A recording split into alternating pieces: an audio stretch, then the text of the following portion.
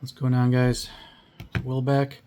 This time with one you've probably seen a bunch, but right now on Amazon it's on sale, and I see it on, I can't remember if it's Blade HQ or one of the other ones, Father's Day sale. They got the Hogue Deca on sale right now. This has been around for a while. I know this has been up there with some for one of like the better everyday all-around EDC carries. Right now on Amazon, 10% off, $129.99.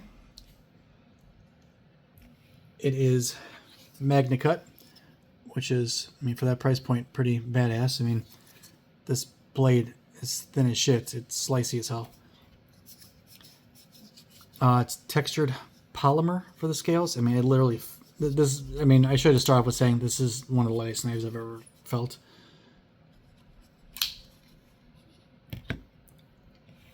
About 7.5 inches long. You wouldn't know it by holding it. I think that's one of the reasons why people have liked this one so much. It's kind of similar to, was it the Shark Cub and even the 20.5 from Demco. I mean, you're holding it in your hand and it doesn't feel the size of it is. So I mean, it's technically under, 8 inches of the kind of normal everyday EDC, but this feels even smaller than that. It's probably because how light it is.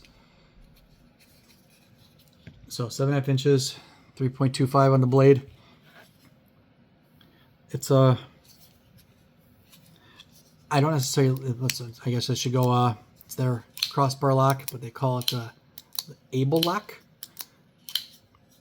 with thumb studs. So the thumb studs and their crossbar heads, if you can see some design on it, like almost look kind of like gears. I mean, no, they might not be, just shapes on there, which just makes some of the edges on it a little bit sharper than it needs to be. I mean, it's not going to tear on your thumbs, but it's stickier on your fingers than it needs to be. It's because there's little corners and stuff. But otherwise, just cut into the mat. It's a very sharp and slicey knife. The action, as much as I hate crossbar locks, the action on it's awesome. It's, I mean, you call this a fidget knife. It is. It's got very good action for a knife that is this light. Usually the lighter knives, I don't really notice the action. It seems like the weight helps a lot with the action a lot of the time, but this one has it. Now, I haven't really dealt with too many crossbar locks and of the type like this now. If it's more that this is polymer, it's got a little bit of blade play, like not a lot, like a little bit. I can feel it kind of moving around there a little bit. I don't know if I just, where's that? I can't tell if there's a spot in there to tighten or not. If I just tighten up a little bit, if it would help it, or if that's just the way it is with something that, I mean, like I said, it feels like, you could just like break these scales apart. I know you can't, but it's just so light. It feels delicate. That kind of bothers me. I don't know if it should. I mean, it's just a knife. It's not like I'm using this to like smash rocks. So but it's more, I don't know, I guess the comfort of the weight in your hand, that's what she said, of a knife. I don't know if I feel like I have less control over it because of how light it is. It's just go flying out of my hand because it almost feels like the blade is as heavy as the scales, which, I mean, typically it's kind of the opposite, but it feels like they're about the same. I mean, it's there. So, same. But I've been carrying around this, and there's a video coming out for the Kaiser Veritas, the premium titanium one, which I really thought I was going to like, because I didn't mind the other one. But I was carrying both of them at the same time, and I didn't like one of the deployments with Veritas, so I would just go to grab this one out instead. Happily, just because of how simple this knife is, which is a good thing. By the way, very deep carry clip, which is good for me, which is reversible. So lefties, you've been seen. There's nothing fancy about this knife except the blade, and I would say that's the most important. I mean, it is the most important. It's silly to say otherwise. Now, I'm still a noob. I will be for probably ever. These kinds of locking systems, I know they fail more. I'm sure there's some brands that are better at having it fail less than others. I would assume that for this knife to be so popular for as long as it was before, it seems like kind of like the Para 3 and something that kind of took over for it a little bit, I would assume that this lock doesn't really fail as often as some of the other ones. Otherwise, I don't see why it would be on that list. They're up there talked about so well. But I mean, I said right now for $130 to get this knife with a very good amount of blade, that is slicey as hell, and magnet cut. This is a very comfortable knife to hold too. Like, unfortunately, I wish I had a little bit more of a choil here. I mean, you put your finger up here, you're fine. It's not uncomfortable. It's fine.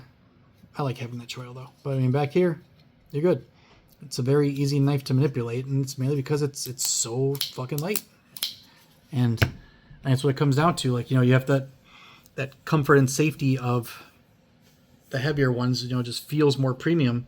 But otherwise, this thing where you just take it out and you use it and you put it away and you don't worry about it. You can't really even feel it on you because it's so light. You know, and it doesn't hurt that the action is good. I said if I other than the feel in the hand of it being so light, which I'm sure a lot of people like that. Like, you know, the Spydercos. I don't like messing with the FRN ones and stuff like that. I want either Micarta or G10 or something like that. I just don't like how it being as light as it is, but I might be coming around to it a little bit. But if I had to complain, yeah, these, just knock these down a little bit or just round off these little gears. So you can especially see it there.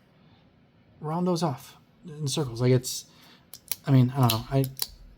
Do people have enough problems with that circles milling to where people aren't catching the crossbar to close it and stuff like that?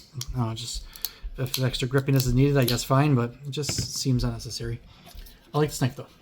I'll see why people like it.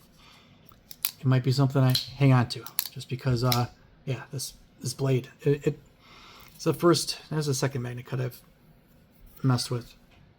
This blade feels good, and that's silly to say, I guess, because I mean, who just sits there and mess with the blade? It feels different from the other ones. I'm not sure why. I don't know if it's something they do with if the specific polish they use or something like that when they're grinding it down or whatever.